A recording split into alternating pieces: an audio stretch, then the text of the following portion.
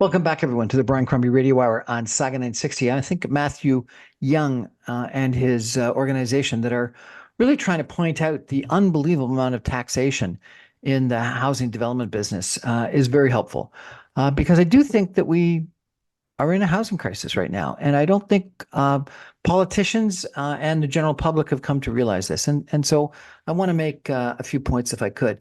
So number one, the condo crash that has taken place in the last several months. And this has been reported on, and I've done a couple of shows on this. Just last week, we had a whole show on condo crash by itself. And I've had two different people talking about that. And to give you some of the facts, the inventory of condos that are on the marketplace today, I'm told is like 28 months when the typical inventory would be about a 6 to 8 month of absorption. So it's gone up by almost 2 years. And then this year, 2024, will be the year of the most completions of condos ever. So we're dramatically adding to the amount of condos. So why aren't all these extra condos being rented or sold? And why are they not sort of solving some of the housing crisis? I think there's a couple of reasons why. Number one, the owners, the investors, and or the developers that are completing these condos don't want to sell at lower values. And they don't want to lock in rents with tenants that they can't get rid of if they so desire to do so, and or can't escalate their rents if they're going to be renting at a loss. CIBC came out with a report 2 weeks ago that said that 81% of all condos that were bought for investment purposes and are being rented out are being rented out at a loss. And so therefore the owners have to kick in extra money on a fairly regular basis. So I think that there's a lot of people that are not either renting their condos because they don't want to lock in for several years a loss. So they're hoping that things improve in either the rental market and or in the sale market, and or they're not selling because they don't want to crystallize a loss. And the market is so slow that to move it quickly, they would crystallize a loss. So you've got this situation where these homes, these condos have been completed. And I think another thing is that a lot of them were built for investors. The investors tended to buy smaller units because that's where they had a more affordable proposition. The developers, because the demand was there for smaller units, built the smaller units. And people may not want to move into the smaller units. So for several different reasons, we've got a situation where the condo price is too high. The cost of mortgages to utilize and transact on that price are too high, and therefore the mortgage is too expensive. And the sellers haven't sort of realized the reality of the situation and haven't lowered their prices to trigger the sale. In addition, you got the situation where developers are sitting there with a certain number of condos still to sell in a building. And if they allow some of those condos to be sold at rock bottom prices, what they do is they harm all of the investors, owners in the balance of the condominium because they've got appraisals at a higher value and mortgages that are based on that appraisal at a higher value. And they don't want to trigger a cascading devaluation of every single condo in the building. And so therefore, even if they've got 10 or 20 condos left to sell, they're going to do almost anything they can to hold value. And you see, guarantees of rental income. You see, free lockers. You see guarantees of mortgage rates. So they're doing a whole bunch of things, incentives in other places, rather than actually lowering price. You can do this for a while. You can not rent. You can not sell at a loss. You can not lower your price for a while, but you can't do it forever. And so I do think that there will be a day of reckoning. And I think we're sort of seeing that now where more and more condos are being reduced in price. And And that's the solution to moving the inventory. The problem is that because of this situation, developers haven't been able to sell new pre-construction condos, and they need to sell, call it 70% of a building before they get their construction financing. And that would be the pipeline for condos that are going to be built in the future and be finished in, call it 2 years. And so while we have excess inventory now, because something like 80 projects have already been shelved in the GTA, we're going to have, I think, a shortage of product in a while. And that reality probably, in addition, lengthens the amount of time, I apologize, that developers, builders, and investors will hold on to their overpriced condos because they're seeing the same thing that I'm seeing and thinking, well, can hold on for 18 months or 2 years. The condo prices are going to go up. And probably before that, as people expect them to go up. The issue is going to be that we're not going to have condo construction. We're going to have a lack of supply in a little while, even worse than it is today. And prices could go up again. And we're going to have an affordability issue. And in the interim time period, we have construction workers that are not going to be employed, are going to look for jobs elsewhere, maybe move or change industries. And so therefore, we're going to have less skilled workforce to build these condo units that we so desperately need.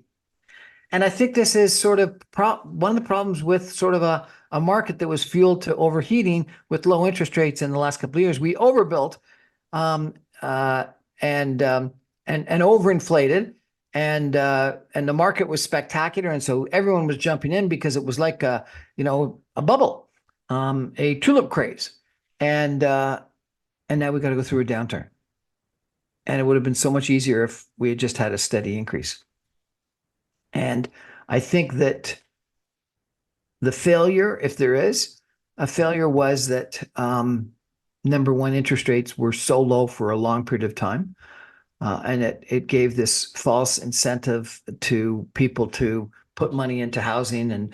And we ended up having, a huge amount of investors that invested in numerous different pre-construction condos because it ended up being, they thought, just an option where they could put down 10, 15, 20%.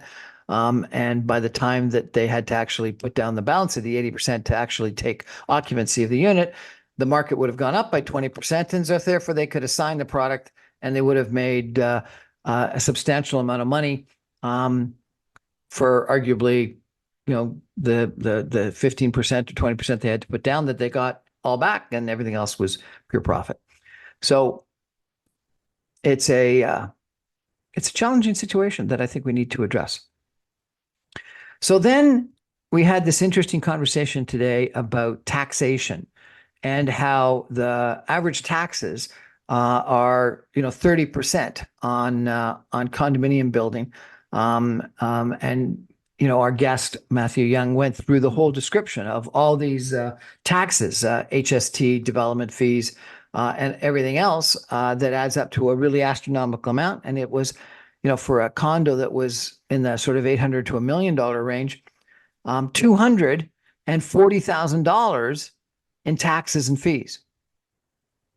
That's unsustainable. And the ironic thing is, just as I'm talking about the situation where the marketplace is slowing down dramatically, 80 projects have been shelved supposedly, the governments are dramatically increasing the development fees.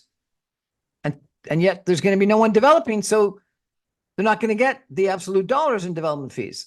The dollars that they would charge for every condo that is built has gone up dramatically. So the percentage taxation has gone up dramatically, but the take that the government's going to get is going to go down dramatically because people aren't building, which is, the old adage of, you price too high, you tax too high, people stop doing whatever it is that you wanted done, and you actually make less money in the end. It's almost as if they're putting a sin tax, like a carbon tax or a cigarette tax, on housing to disincentivize the construction of it, when we should be doing the opposite, which is incentivizing the construction of it. So I think that this group that have come out and pledged that for every dollar of a development fee reduction, they would reduce the price of the condos by that same dollar, I think is really excellent, because hopefully they'll raise the awareness with politicians and planners and the people that are part of this process that will say we need to lower development fees, if not, frankly, eliminate them. I think that, you can potentially do this in stages, and, having development fees reduced for units either bought or sold below a certain dollar figure, like $400,000, might make sense. But in Toronto, it's really difficult to get to condos at or below that number. And so I worry that it's too low. And that's, a criteria that's put in place by some municipalities and the provincial government. And I do think that supply of housing just generally is the issue. So we've talked for the last couple of minutes, and our show with Matthew was all about condominiums. But people, may want a single family home, but if they can't find one that's affordable, they may then go for a townhouse. Or if they can't find a townhouse that's may be affordable, they'll go for a condo. So people they're not discrete markets. They're one contiguous sort of housing market. And it's sort of like, beer. You can go for cheap beer or average beer or really expensive premium beer.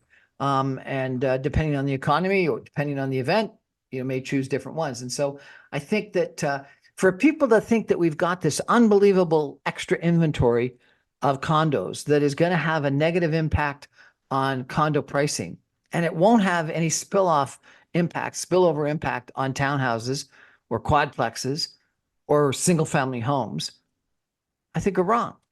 It may be less. It may be insulated because people just are in the single family home market and don't want anything else. But I think there's going to be some people that will go one way or the other depending on price. So I think that this problem that we have in condos could spread.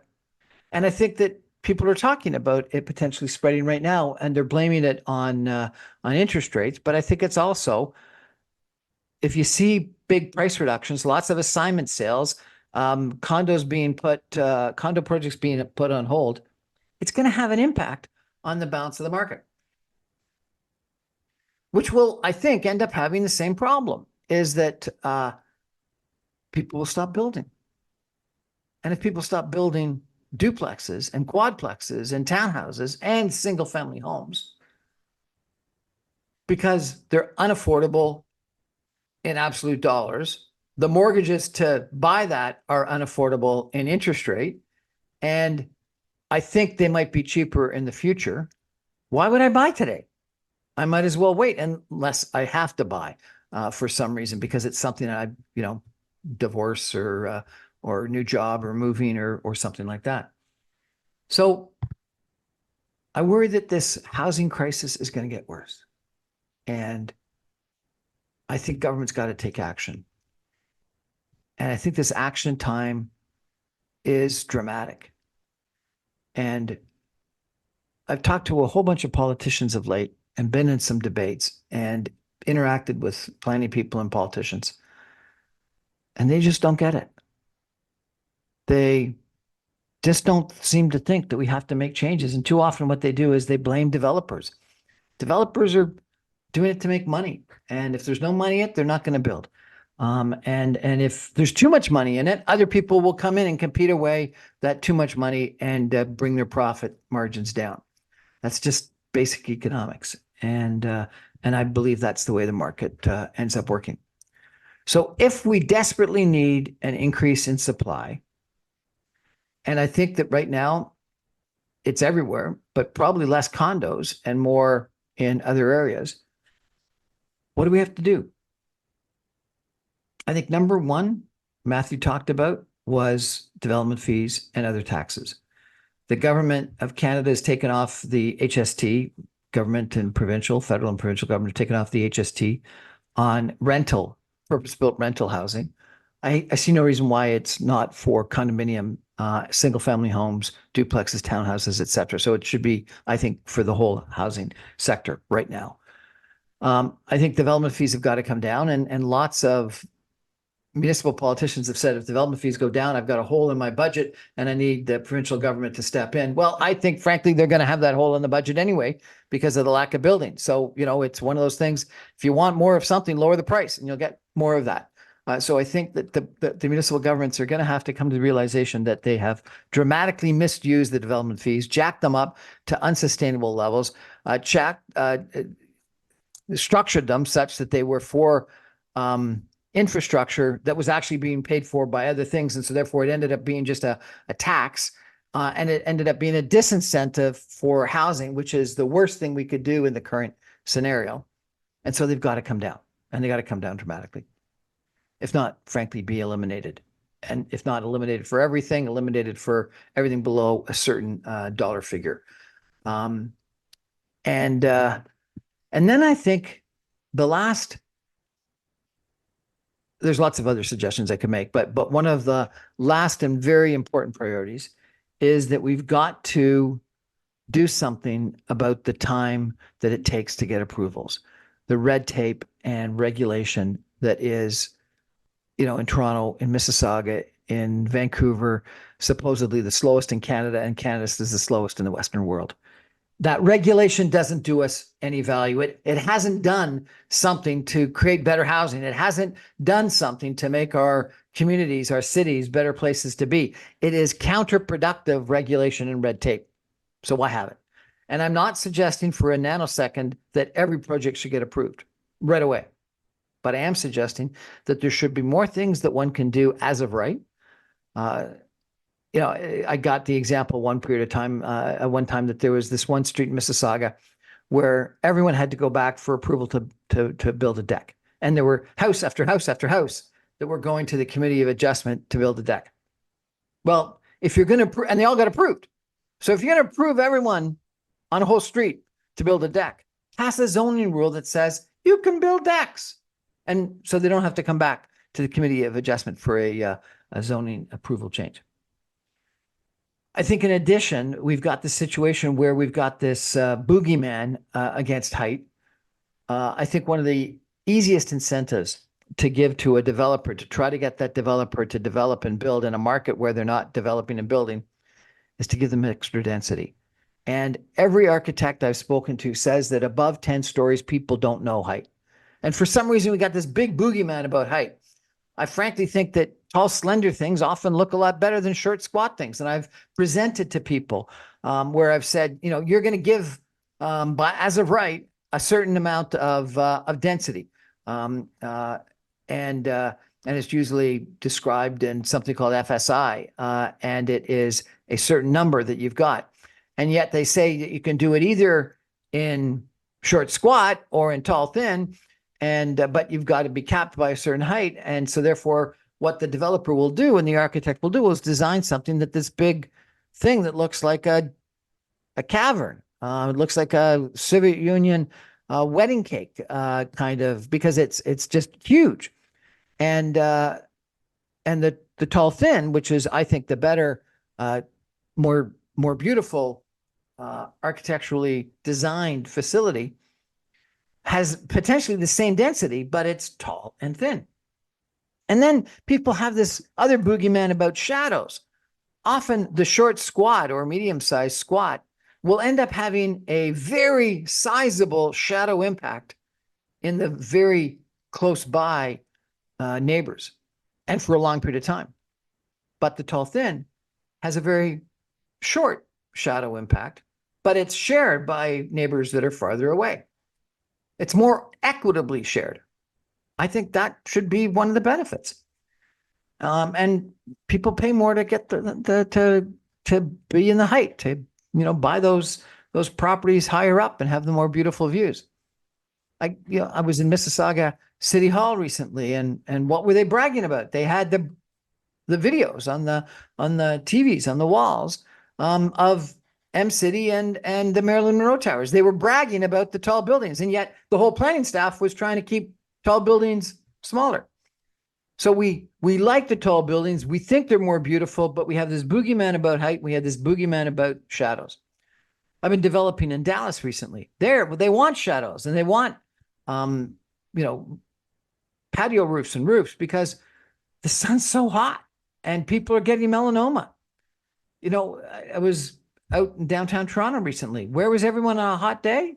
They were under umbrellas. People want to be outside, but they don't necessarily want to be in direct sunlight. And if there's a shadow that goes by for a while, I don't think it's a problem. And then there's some other issues that we've heard about and talked about, like residential proximity slope, which is this diagonal 45 degrees that everyone gets scaled back. It makes buildings less economic, if not uneconomic. They make the buildings less attractive. And I'm not sure if they benefit anyone. I really don't know. I don't think so. Some people excuse it by saying, well, it mitigates the shadow. Other people say, well, it takes away the ability for people to look at the sky. I don't think so. And if we're in an emergency, a crisis, and we need more housing built, I think we should get rid of it. And then this issue about fire escapes, where everyone says all the fire regulations today are such that we no longer need 2 fire escapes for every building, which dramatically increase the amount of space that one has to supply in a building to fire escapes. We can do with 1 fire escape, and that lots of cities and countries around the world have changed their building regulations, and that the 2 fire escape rule was something that one put in place when we didn't have really good fire regulations previously, but the zoning doesn't catch up. And then, we've got these rules about how much space we need between the street and the porch. And we regulate that. And then urban planners say, I worked on Celebration in Walt Disney World, for an example, that actually porches closest to the street reduce crime, increase neighborhoodliness, increase conversation, increase social capital, make it a nicer community. So we've got plenty of regulations that mean more land has to be left in front of a house, which means that the coverage of the lot by the house is less, and so therefore the house is more expensive.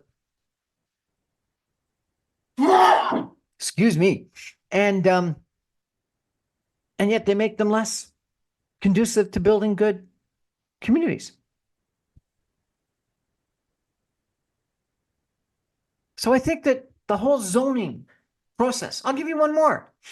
The rule in Mississauga is that all the height has to be downtown. But the rule in Toronto is we can spread height out to different nodes around the city and have some at Yorkdale and some in Scarborough and some in North York and some in Etobicoke. But in Mississauga, no, we want to have this teepee where all the height's at square one and it's got to come down dramatically. And I used this example before. There's some politicians that are saying that we can get Metrolinx and TTC and the provincial government to fund a subway that goes from downtown, from Toronto, from the current termination at Kipling to Dundas. There was environmental studies that were done in the past to justify it. But Vaughan, where the subway was extended, has 50 and 60-story towers, big density. Markham, where they've got all-day two-way go, has similar kinds of towers at the new Markham downtown. Richmond Hill and Vaughan, where the subway is going to be extended up Yonge Street, has got 60-story towers at Steeles and great height up in Richmond Hill. Mississauga, in their wisdom, has a limit of 12 stories and 25 stories and low density at Dixie and Dundas. Why would Metrolinx, Go Transit, the provincial government extend the subway to Dixie and Dundas when we're not providing the density that's going to justify the cost of the transportation? So we've got this strange situation where municipal governments and planners are putting in place a whole bunch of taxes and roadblocks and time and delay and red tape to make solving this crisis even more difficult, that have created or contributed to the creation of the crisis to start with. I think we need to think about this as the crisis that it is. Think about it as we thought about COVID. Think about it as we would think about a war. Think about it as we would think about a recession, and really get our act together and make some changes. And so what would those changes be? Number one, dramatic reduction, if not elimination, of development fees. and at least development fees for value of homes and rentals, condos and rentals below a certain dollar figure. Number two, dramatic reduction in the time it takes to get approval. Number three, more as of right zoning so we don't have to go through the whole rigmarole for things that are generally accepted. Number five, increased density. Number six, get rid of some of these rules that just don't make sense in the building codes and in the zoning process. I've mentioned fire escapes. I've mentioned residential proximity slope. I've mentioned setbacks, and there's lots more. And then finally, I do think that social housing is a real must in addition to everything else I've talked about. And the only way you're going to get that built in the GTA is with free land provided by the governments, provincial, municipal, federal governments, and they've got that land. And to give that land into their own development or into a public-private partnership, I think is a really good use of unutilized land for social benefit. That would be my agenda, because this is a housing crisis that needs to be addressed and shocked. The system needs to be shocked. Otherwise, it's only going to get worse. Thanks. That's the Brian Crombie Radio Hour for today. I really appreciate you joining and listening to what I had to say. Good night, everybody.